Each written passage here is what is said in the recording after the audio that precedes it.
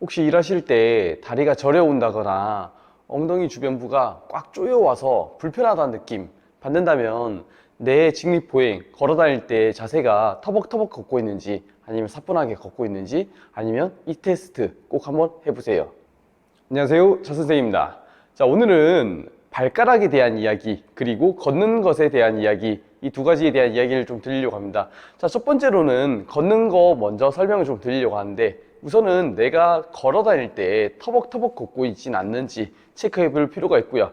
두 번째로는 내가 사뿐사뿐하게 걷는 건지 확인해 보실 필요가 있는데, 첫 번째, 터벅터벅 걷는 것 같은 경우는 위 사진에서 보이는 바와 같이 발바닥면, 즉 뒤꿈치 먼저 붙어서 탁탁 소리를 내면서 걷는다라고 생각하시면 좀 좋을 것 같고요. 그리고 사뿐하게 걷는다는 말은 무슨 말이냐면 발가락이 먼저 땅의 지면에 붙어서 떨어지고요. 그 다음에 발가락에 대한 지면력을 밀고서 앞으로 나아간다는 느낌. 즉 발가락이 붙고 그 다음에 밑에 발바닥이 붙는다라고 이해하시면 좀 좋을 것 같은데, 자, 이렇게 사뿐하게 걸어주는 행위, 이 걷는 행위는 우리 몸에 아주 좋고요. 왜? 자, 발가락을 쓴다는 것은 결국에 종아리를 쓴다는 이야기고요. 그리고 햄스트링을 쓴다는 이야기고, 엉덩이를 쓴다는 이야기고, 엉덩이를 썼으니까 허리가 편할 수밖에 없다는 직립보행이 만들어지게 되고요.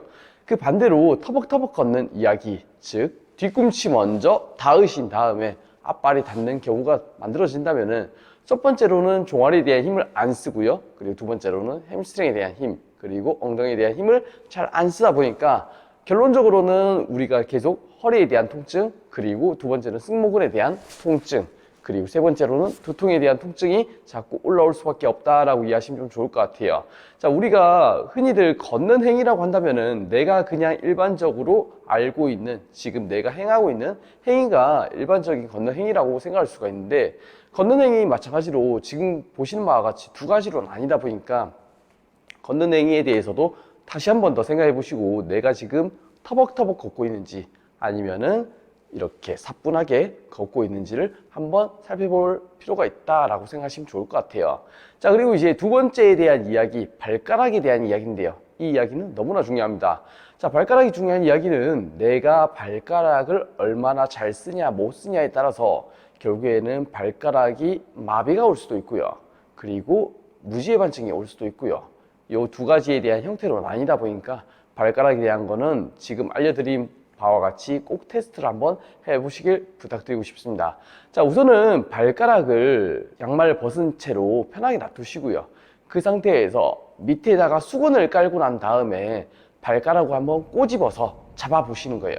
즉, 발가락에 대한 근육군들로 인해서 발바닥면이 얼마나 활성화를 잘 할 수 있냐, 못하고 있냐, 이걸 두 가지를 나눠 볼 수가 있을 것 같은데, 자, 여기서 알 수 있는 부분은 발바닥을 잘 푸신 분들, 즉 발바닥을 자꾸 때려서 풀어준다거나 근육을 풀어준다거나 아니면은 발바닥 밑에 지압볼 같은 그런 지압 판 같은 데 위에 올라가서 이 발바닥을 자꾸 근육을 풀어주신 분들 같은 경우는 지금 이 동작이 정말 잘 안 되실 거예요.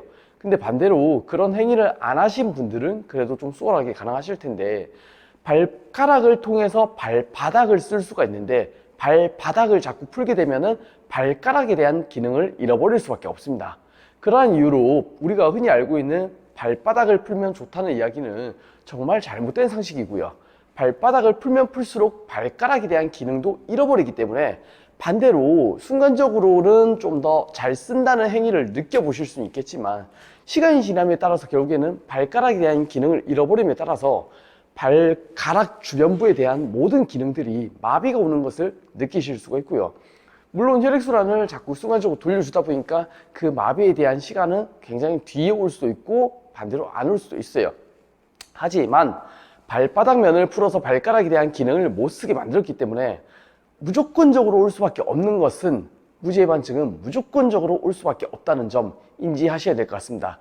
자, 여기서 아직도 이 영상을 보시고서 그럼에도 발바닥을 풀어야지만 나는 시원하다 하시는 분들은 계속 푸시면서 대신 조건이 하나 있어요. 뭐냐면 발목편에서 이야기 드렸던 건데, 발목 옆에를 자꾸 풀어주시는 것과 같이 행하시길 좀 추천드리고 싶고, 그렇게 안 된다고 한다면은 나중에 분명 많이 아파오는 상황을 면치 못하실 겁니다. 자, 그래서 오늘 했던 이야기들을 조금 정리를 해서 설명을 드리자면, 첫 번째로는 걷는 행위, 즉 사뿐하게 걷고 있는지 아니면은 터벅터벅 걷고 있는지, 요거에 대한 형태를 먼저 파악해 보시는 게 1번이고요.